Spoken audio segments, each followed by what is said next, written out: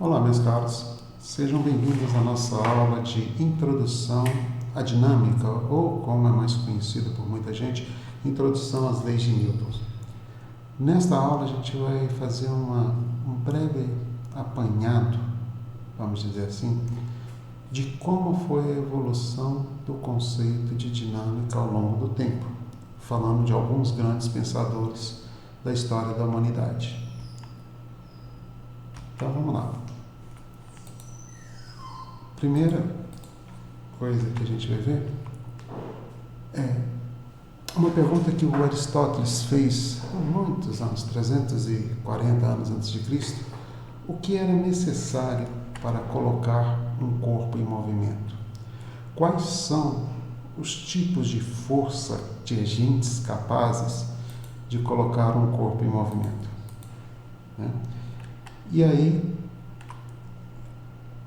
se era necessário que esse agente atuasse para manter esse corpo em movimento. Então, para a gente começar a falar de Aristóteles, a gente tem que falar um pouco da sua química, que era chamada química dos 4 elementos, terra e fogo, sendo os 2 elementos antagônicos, totalmente um oposto do outro, e entre a terra e o fogo você teria o ar e a água, fazendo essa ligação entre água, entre terra e fogo. E aí você tinha as propriedades do quente, do seco, que era a combinação de 2 elementos, do úmido, do frio, e assim por diante.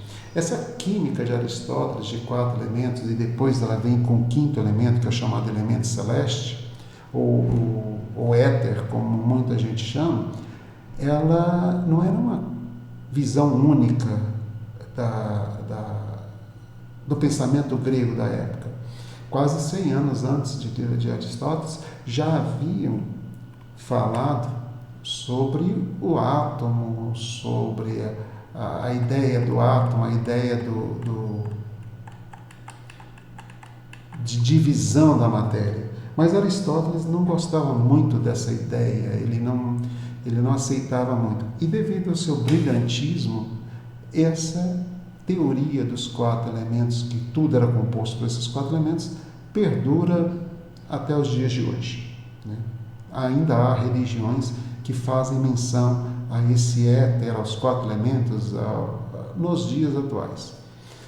Para Aristóteles, existiam 2 tipos de força, o que ele chamava de física, ou força natural, e a força causada por um elemento externo. Como é que funcionava isso? Bom, a força natural, ela nada mais é do que você retirando um elemento do seu estado de origem, ele vai tender a voltar, ele vai ser atraído por esse estado de origem.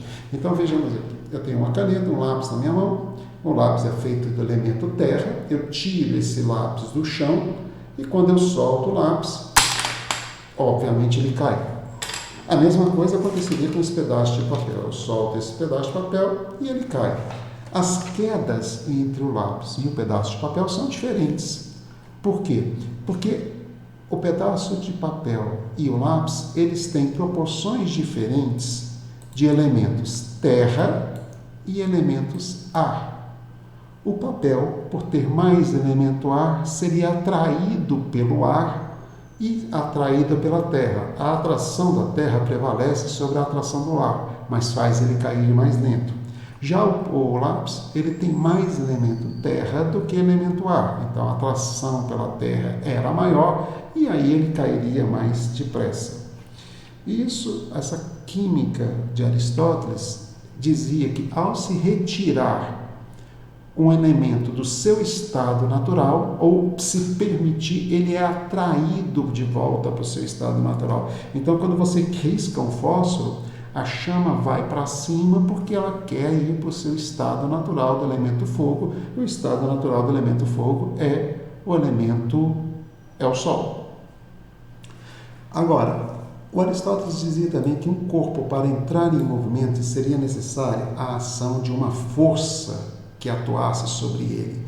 E a velocidade com que esse corpo deslocaria era proporcional a ação dessa força. Cessada a ação da força, o corpo pararia. Vamos imaginar uma cena, um exercício mental aqui. Vamos ter um exercício mental. Suponha que você esteja vendo a sua série predileta de televisão, né, num canal qualquer, e aí você está tomando um refrigerante e coloca aquele copo de refrigerante próximo ao sofá aonde você estava sentado. Nesse copo de refrigerante existe um pouco de água, ou melhor, de refrigerante propriamente dito, porque você não bebeu tudo. A sua mãe passa pela sala e vê aquele copo. E aí ela fala para você, olha, pegue o copo e leve-o para a pia. Né? O que acontece?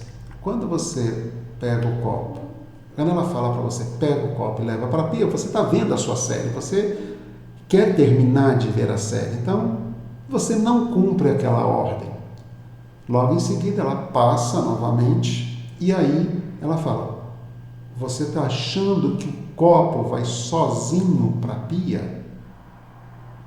Bom, nesse momento, dá aquele gelo na espinha, porque você sabe que vai ter problema, e aí você levanta, pega o copo e leva o copo até a pia. Essa ação da sua mãe é um pensamento altamente aristotélico e correto. Sozinho, o copo não entra em movimento. Ele já está no chão, ele já está no chão. Então, ele já está no seu local natural. Para subir até a pia, é que ele vai precisar da ação de uma força. Para entrar em movimento, ele vai precisar da ação dessa força. Quando você coloca o copo na pia, para de atuar a força pararia. Então, para Aristóteles, o que acontece é que um corpo entra em movimento por ação de uma força, um corpo cessa o movimento por ação de uma força e um corpo para o movimento, mesmo de velocidade constante, se não tiver essa força. Esse pensamento de Aristóteles perdurou por mais de 1000 anos e ele foi contestado ao longo da história da humanidade. Um dos contestadores foi Galileu Galilei, um pensador que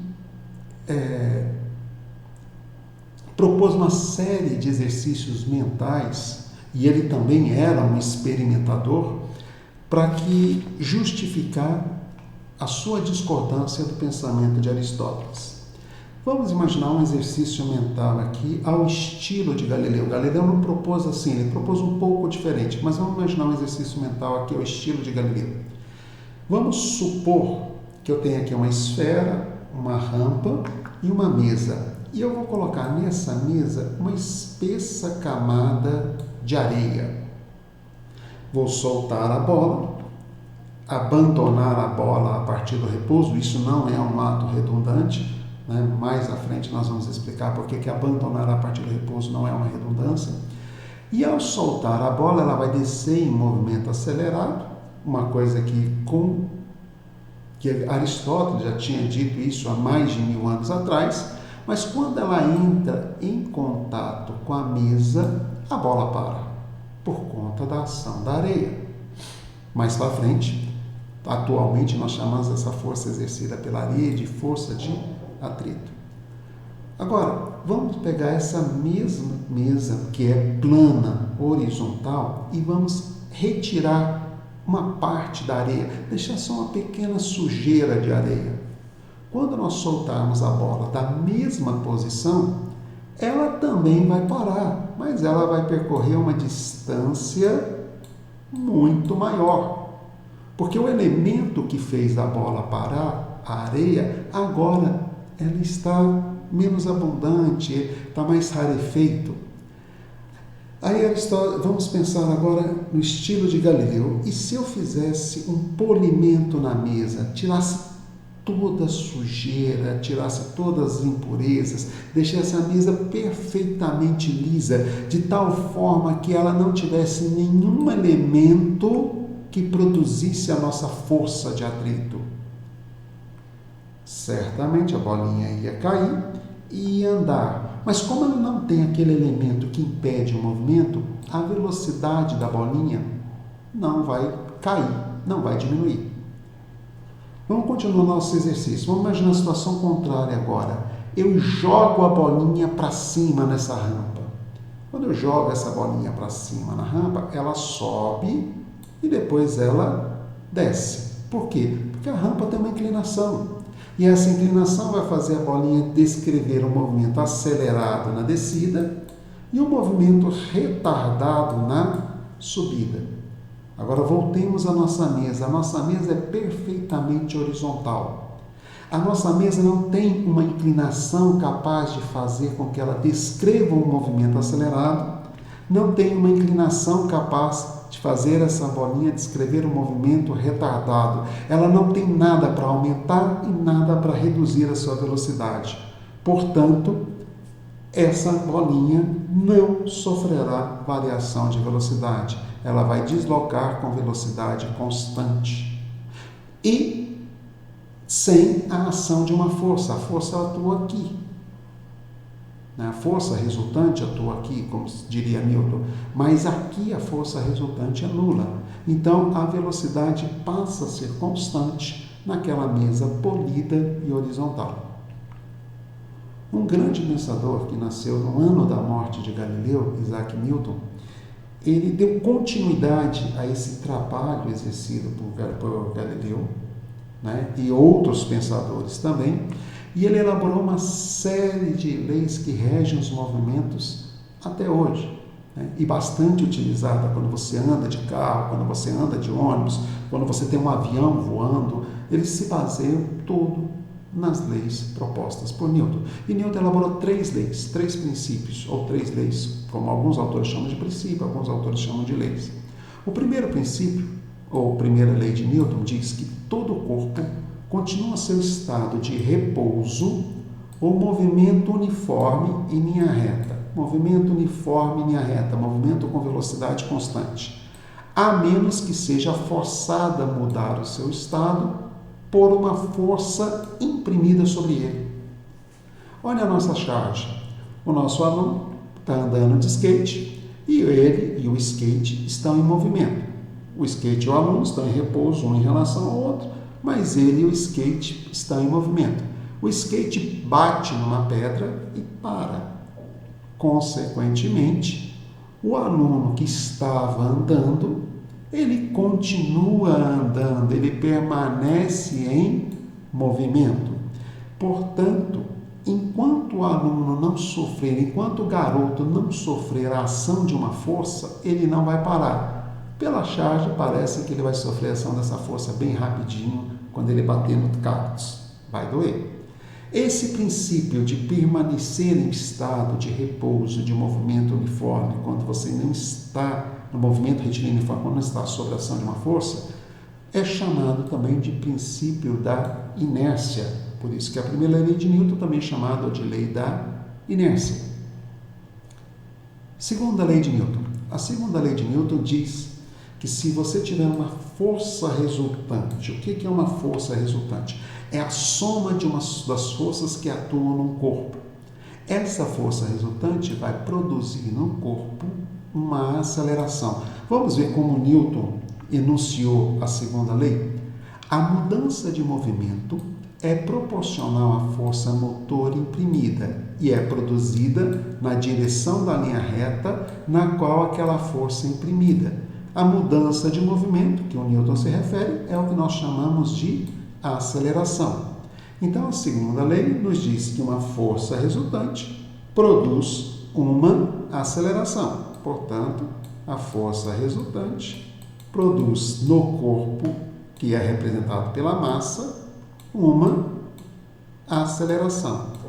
As setinhas, só para dizer que são vetores de mesma direção e mesmo sentido. A terceira lei de Newton é uma coisa bastante emblemática e às vezes ela pode gerar algumas interpretações erradas. Vamos só lembrar do que nós já falamos até agora.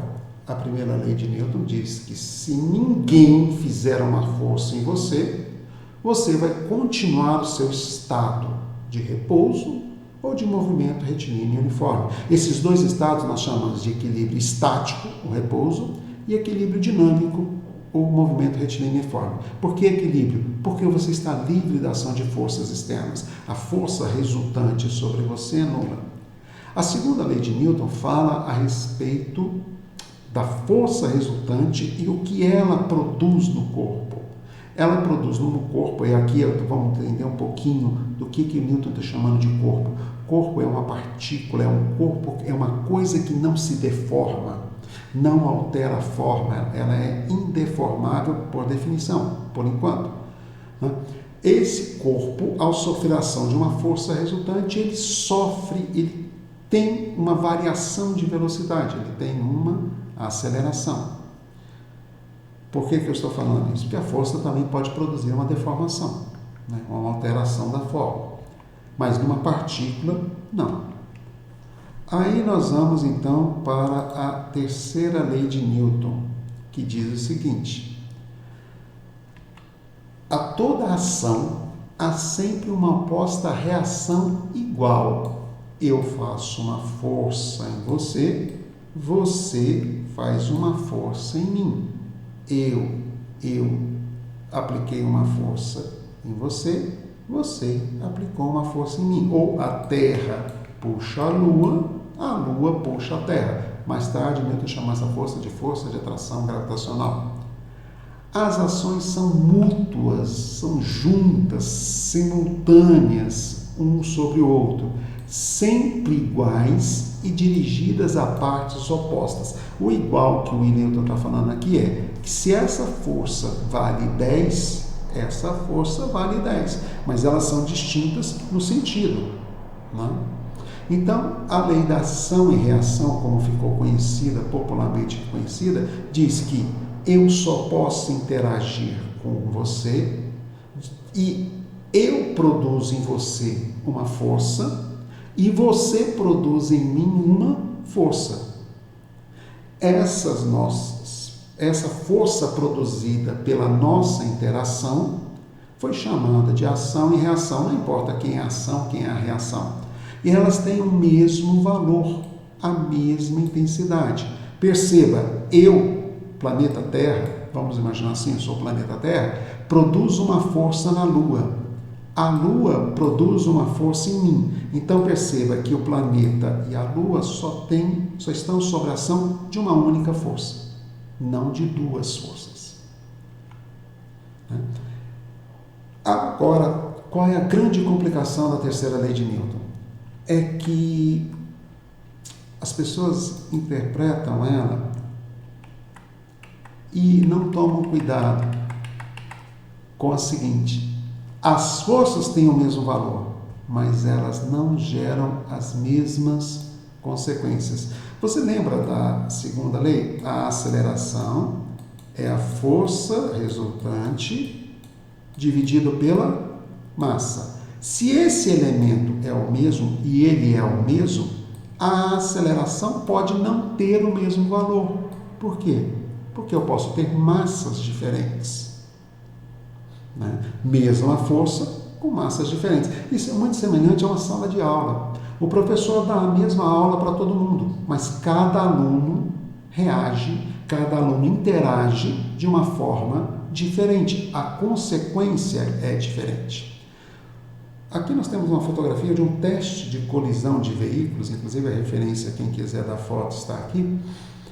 Esse teste ele tem a finalidade de verificar qual é o grau de confiabilidade, qual é o grau de segurança que esse veículo, que colide contra um objeto extremamente maciço, massivo, duro, e como que os passageiros, representados aqui pelos bonecos, vão se portar lá dentro. Qual é o grau de segurança que esses passageiros vão sofrer devido à colisão? Inicialmente, você pode observar o seguinte: o bloco azul faz uma força no veículo, o veículo faz uma força no bloco azul. Newton garantiu para nós, e temos comprovações experimentais disso, que a força de ação e reação tem o mesmo módulo, mesmo valor. Porém, observe, a deformação no bloco azul, a deformação no veículo. A deformação é consequência da força, não é a causa. Não é a deformação que causa a força que causa a deformação. As deformações não são iguais. As deformações são diferentes. O deslocamento do bloco para trás e o deslocamento do veículo são diferentes. Inclusive, como é que se mediria esse deslocamento do veículo? É bastante simples, na perícia se faz isso. Você mede o comprimento do veículo depois da colisão e mede o comprimento do veículo, pega no dado do veículo, o comprimento do veículo antes da colisão. Isso é dado por todos os fabricantes, comprimento, altura, largura, e aí você consegue perceber quanto que esse veículo deslocou na colisão efetivamente. Então, as deformações não são iguais. As deformações são consequências da força. O Newton garantiu para nós: ação e reação terão sempre a mesma intensidade. Porém, Newton não disse que gerariam a mesma consequência, porque isso não é verdade. Professor, e quanto à simultaneidade da força de ação e reação, elas sempre vão ser simultâneas? Olha, por agora, na mecânica newtoniana, força de ação e reação, elas serão sempre simultâneas, tá? Quando se estuda a cinemática relativística, relatividade geral, aí é que a gente tem um probleminha com essa questão de simultaneidade. Mas isso não é o objetivo da nossa aula agora. Agora nós estamos falando da lei de Newton, aquilo que nós chamamos de mecânica clássica. Na próxima aula, nós vamos falar sobre algumas forças especiais. Vamos falar sobre força-peso, força normal, força elástica, e depois nós vamos também mostrar como aplicar essas leis de Newton na solução de alguns problemas básicos, de alguns problemas de mecânica, alguns problemas de dinâmica. Obrigado por ter assistido a aula. Estudem bastante, continuem estudando e até a próxima.